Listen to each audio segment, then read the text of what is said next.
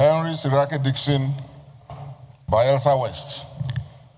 Mr. President, I rise to lend my voice to the sentiments and comments expressed just now on this very critical issue by the Deputy Senate President. By ECOWAS. But on conveying the views and commendation of the ECOWAS Parliament as he has done. But, Mr. President, without prejudice to that, I had thought that with the communication of Mr. President, which has been read this morning, that we will discuss the validity and the appropriateness and add value to it. Because the whole essence is for that communication to be debated, for it to enjoy legitimacy, so that everyone in this country will know, and even outside will know. So now what I'm saying is that... Sorry, you are wrong. Sorry? The communication is for the Senate to give consent, for the President to act in line with the Constitution, not to debate. Mr. President. So the communication, whether you debate... We are saying the same thing. Can you listen also? No. You have to get, whether you debate or not, you still come to the question, will the Senate give Mr. President consent as requested? Those in support. And the Senate has done that with unanimity. Mr. President, we are not debating that again. No, you can't. You can't even debate. We are not debating that We have again. closed that issue. What I'm saying is... We have given the President consent. And the Senate, all the senators here that you see... He's concurring with the... I'm coming. All the senators here that gave consent are aware of the content of that letter. They would not have given consent if they were not in agreement with the President's request. So to open it for debate, that is not what we are here for. In a point of order, Senator Shumole. So allow me to finish my remarks today. And as you rightly observed, what I was saying is not far off from the motion. Exactly. I was saying that by Section 5, that the President has done the right thing by exercising his constitutional powers to respond to an emergency, and in compliance with Section 5.5, because the first one, he does it in consultation with the National Defense Council. Thereafter, he communicates to the National Assembly. And I was saying that the President had done the right thing, but that we all must be united in supporting when right steps are being taken in the national interest. There are three broad issues that we should all be united about. National security and defense, number one. No politics. No partisanship, if I may add. On the national economy, we must all work together. Because it is like rain, it will fall on everybody. And the third one, which is on this, is on defense of democratic principles. Because we are all products of the democracy. We have signed on to the democracy protocol, and as the leading nation in Africa, not to talk of West Africa, where democratic regimes are collapsing around us, we must be very worried. And which is why I rose to say that the President haven't acted in compliance with the constitutional powers given to him, deserves to be supported and encouraged and commended. That's it. But I want to also add another rider, Mr.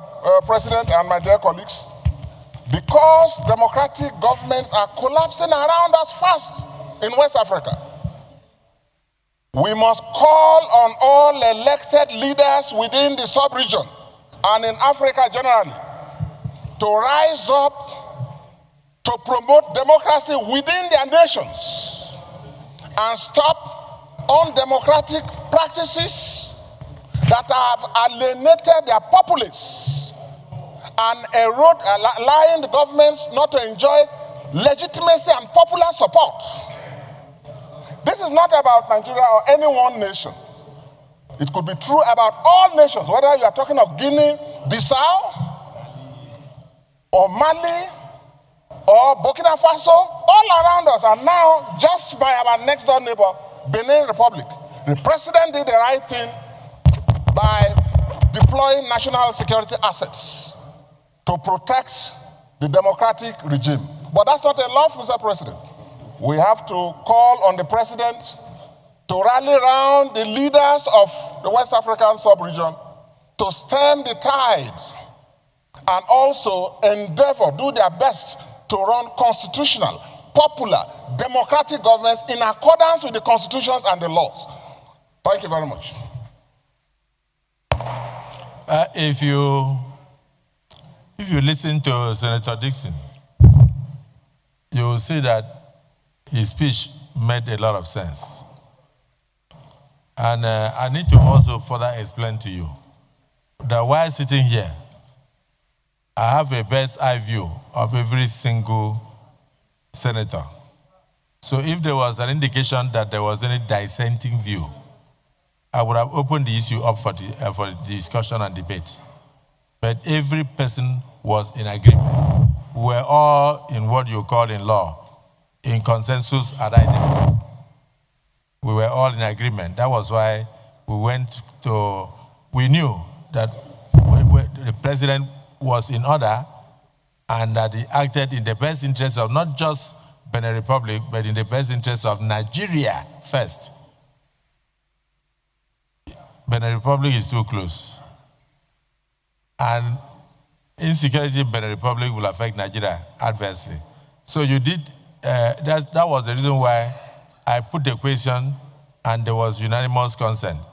But when the Deputy Senate President informed me that there was a message from ECOWAS Parliament, who are meeting even at the moment, that they should bring the message here that in looking at any request from Mr. President, the ECOWAS Parliament would like to commend the President for acting not just in the constitutionally, but also swiftly to save democracy.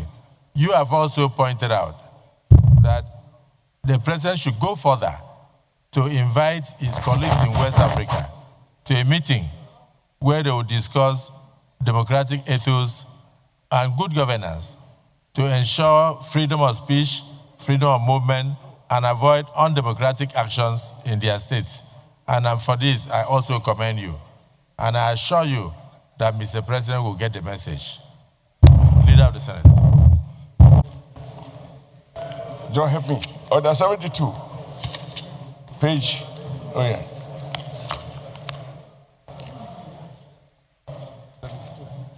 Yeah. Mr. President, sir, with your permission, I read. Please proceed. Any senator may challenge the opinion of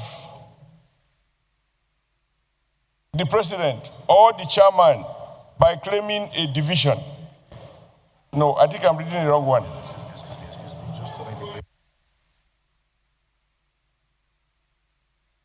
I think, Mr. President, we unanimously commended the action. And you put the question to the vote. And there was no one voice of nay. It was all, the ayes had it. And it was unanimous, including Senator Dickson. Once it is closed, Mr. President, you cannot reopen it. It is sealed in concrete. Our endorsement of the action is total. It is not open to further conversation. So I commend President Bola Tinubu for acting properly in good faith and in the national interest. It could have been dangerous to have an unelected group in our borders near Lagos. That is where patriotism comes in. And we have voted in unison across the north, south, east, west to endorse the action. I commend the president. He has acted well, and I commend your leadership I think this is your birthday gift because you wouldn't have been able to celebrate birthday if by today we have an unelected group by our neighbor here. Yes, so we commend the prayer for what he has done. The Senate has endorsed it, and in my view, it is still in concrete. It cannot be reopened. Thank you, Mr. President. Thank you. But from what you are please go back to Order 72. And you notice that both Senator Dickson and Senator Oshimole are on the same page. Exactly. The reality is that it was Senator Barao that said that let him come under what does not exist, under Section 1B, to convey the commendation of Mr. President by ECOWAS Parliament. And I use that opportunity, that window, to say if any other senator wishes to commend Mr. President for acting swiftly, that a person can do so. And in reality, Senator Dickson was on the path of saying, yes, the President acted well, but he was of the opinion that we didn't need Section 1B, that from beginning we should have debated. So that's why I told him, I said, the debate would have arisen where there was a dissenting voice, but there was unanimity, and so there was no need for debate. So Senator Dickson, I think this time around I have to bend backwards and give you the opportunity to finish your speech. Just to correct that there was no need for debate when there is total consent. You will only debate when you have divergent views. Do you? Do you need to talk? Mr. Senate President. No, your mic. Mr. Senate President, my distinguished colleagues, actually, peace is not the opposite of war. And war is not the opposite of peace. I will want to commend Mr. President of Nigeria, President Bola Tinubu, for quick intervention. But may I remind you, Mr. Senate President, with due respect, that there is nothing really too surprising about this military action. Because, for example, the United States has taken military action in 251 countries since 1991. 251 times. How many? 251 military intervention since 1991. United States of America have launched military action in various countries 261 times since 1991. If you take the history backward, since 1798, they have launched in 469 times of military action. So, Nigeria is the giant of Africa, super leader. And President Tinubu will not compromise Nigeria's integrity in leading the geocentric politics, particularly in West Africa. So it called to bear that taking the example of the hegemonic leader of the world, that's the United States, coming back to the hegemonic leader of West Africa, which is Nigeria, if they have intervened since 1991 to the present day, 261 times military actions in various countries and 486 times since 1759, then what are we talking about? So our president, we must commend him, and I must join my colleagues in also celebrating your proactive leadership of quickly moving, calling for that question about if everybody here is in tendium with Mr. President action, which again, like you already said, no single dissenting voice, because whatever affects Benin Republic is an extension of Nigeria. These are small sovereign states, and they need to enjoy democracy. A liberal democracy is very, very important. So I submit that United States of America, being the hegemonic leader of the world, having intervened in 269 times military actions in various countries, is in tandem with what President Bola Tinubu have actually done in time of Benin Republic. And I do hope that you will take cognizance of the fact that I said that peace is not the opposite of war, and war is not the opposite of peace. So I think this action is quite commendable, and I thank my distinguished colleagues for their support and their commendation to to Mr. President, including what you have said. I think it's a joyful day for you today. It's your birthday, a celebration of liberal democracy, liberal praxis and taxonomy that we find in you, the praxis of liberalism, which is collaboration and cooperation, a distillment order, peace, and unity to this country. And lastly, let me also say, in the occasion of your birthday, that you share the same thing with President Tinubu. President Tinubu is a liberalist who believes in cooperation and collaboration to have harmonious peace in the geocentric politics of West Africa. So once again, I wish you happy birthday and many happy returns of peace to you and your family. But peace is not the opposite of war. Thank you.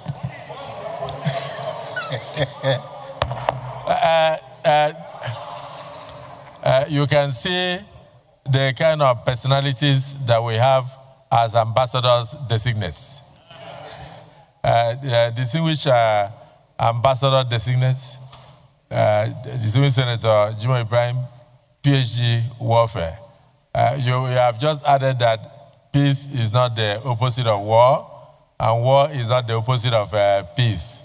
So I believe strongly that the president's action has forestalled the death of many Nigerians, as would have happened in Liberia.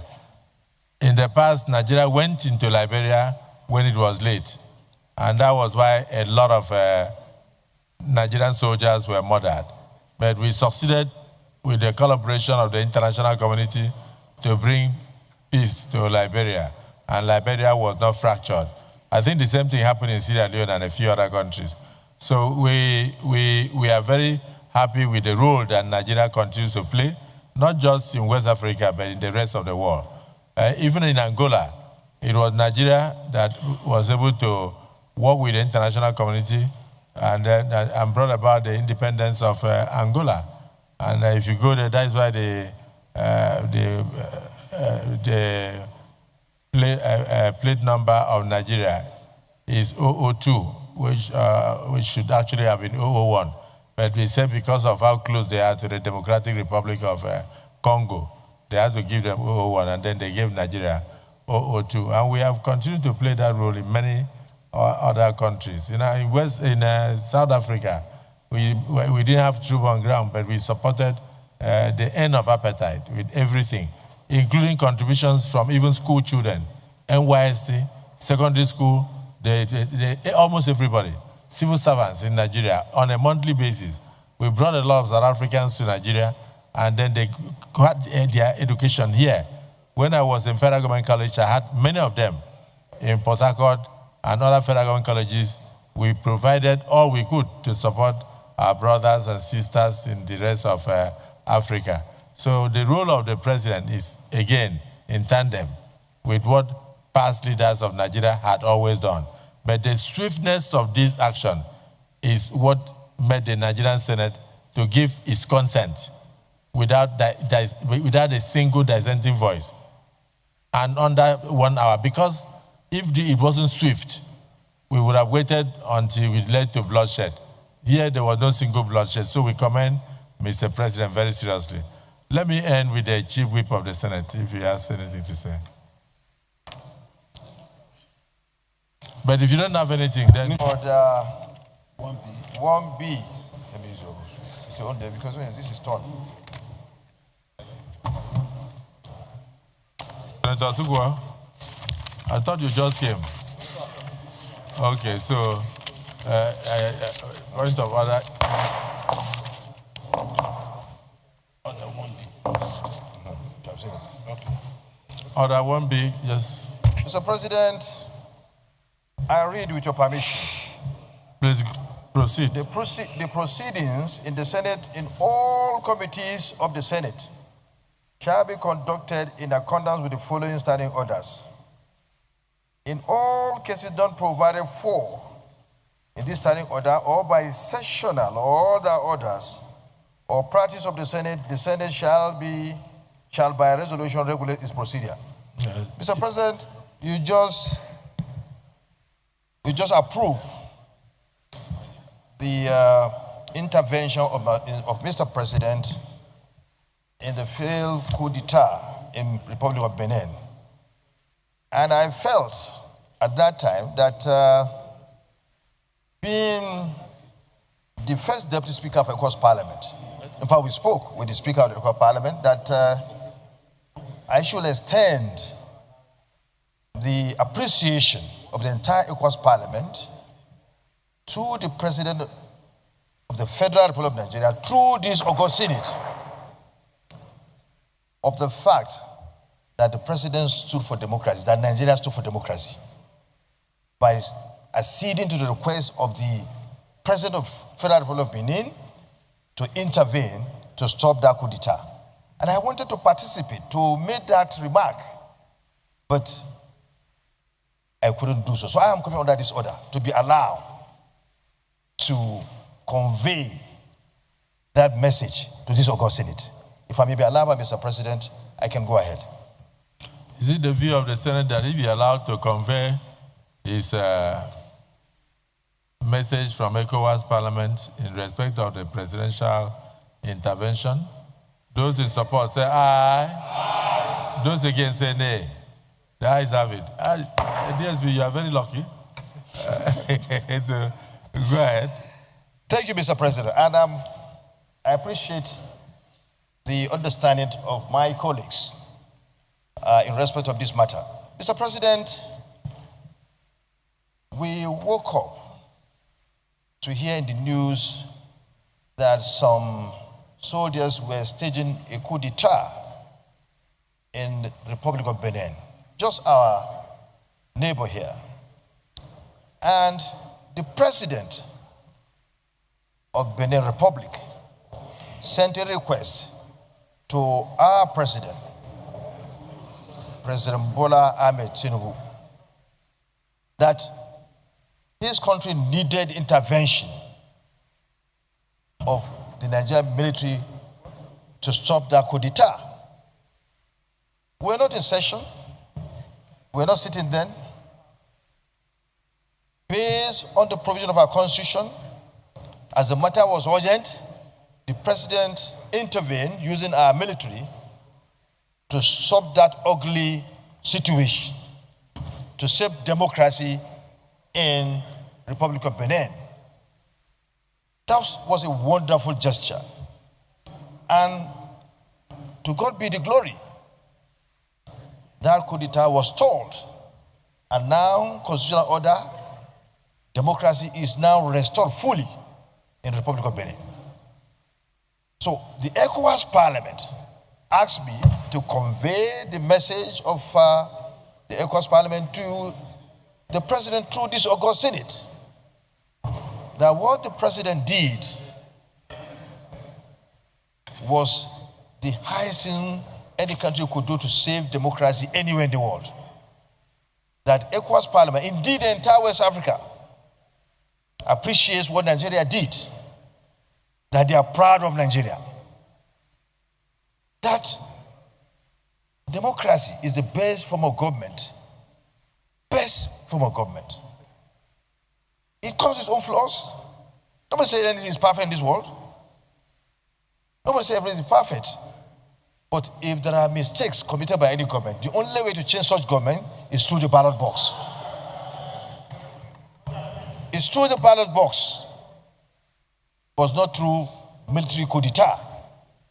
So what the president did has shown that the president is a full Democrat, is a reliable leader, a leader who can stand not to only solve our problem, but the problem of our brothers in the West African sub-region. He has shown leadership, and we also stand by him. The ECOWAS is proud of him.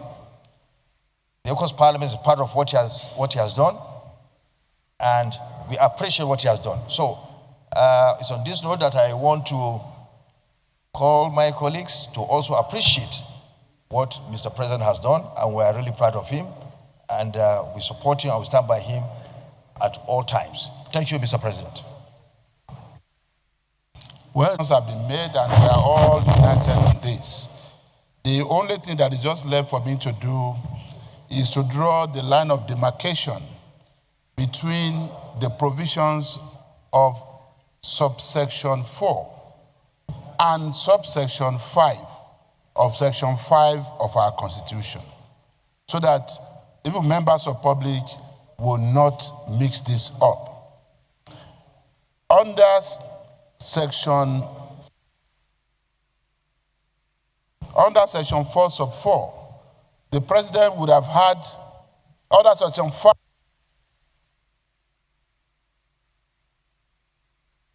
Mike, somebody's under Section 5. Somebody's after you today. I don't know, sir. Under Section 5, subsection 4, the President would have had to seek the approval of the National Assembly. And that would have required a joint sitting of the two chambers. And then would have had to discuss the validity or otherwise of the President's request for our approval to go into war in any other place outside of Nigeria. However, subsection 5 of that same section 5 says, in the event of an urgent threat or imminent fear of our national security or threat to our national security, the President, working with the Defense Council, can deploy our troops for limited military operation, as was done in Benin Republic. And that, having done that, the President would have to, within 7 days, seek the consent of the Senate. Now, not of the National Assembly, of the Senate. And that the Senate will have 14 days within which to grant such requests by consenting to what the President did. And today, what we have done was to respond in compliance with the provision of Section 5 sub 5, because the President requested for our consent on what was done in Benin Republic. I just want to thank all our colleagues for speedily, giving their consent, for not even waiting for 14 days to do this, because this is in tandem with the thinking of well-meaning Nigerians that democracy should not be endangered, in Africa and in West Africa specifically. So I just want to thank you. And with that, Mr. President, may I also join in commending, Mr. President. And if I have your permission, I would like to move to the first order of the day. If you can just give one more senator the opportunity to also say something. I do know that has been said by the previous speakers, but since you have recognized me to speak even without raising my hand, I think it is only gentlemanly for me to contribute my widow's mite towards this commendation. Well, Mr. President, distinguished senators, my name is Mohamed Tahir Monguno. I represent Borno North Senatorial District. I equally align with my colleagues in commending Mr. President for acting swiftly, arising to the occasion by the deployment of Nigerian forces in order to restore democracy. And this parliament, as a repository of the democratic will of the Nigerian people, will always jealously guard and protect the institutions of democracy, the principle of democracy, wherever it is sought to be violated, wherever it is sought to be, wherever it is in jeopardy. So I equally commend Mr. President for acting swiftly to forestall the collapse of democracy in sister nation because of its implication to the wider West African region. Thank you. Yes. But as you were speaking, I believe that the content of the Constitution is embedded in our bosom.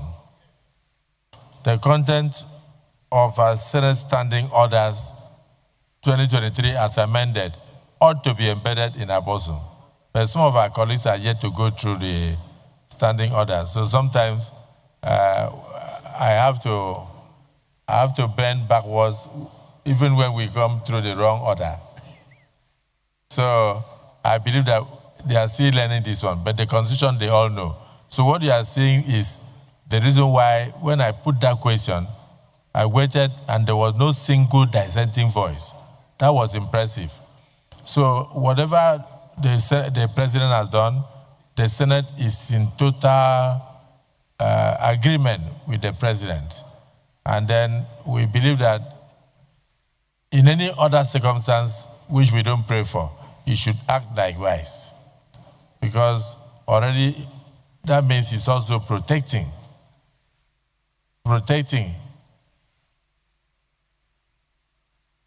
the borders of the Federal Republic of Nigeria.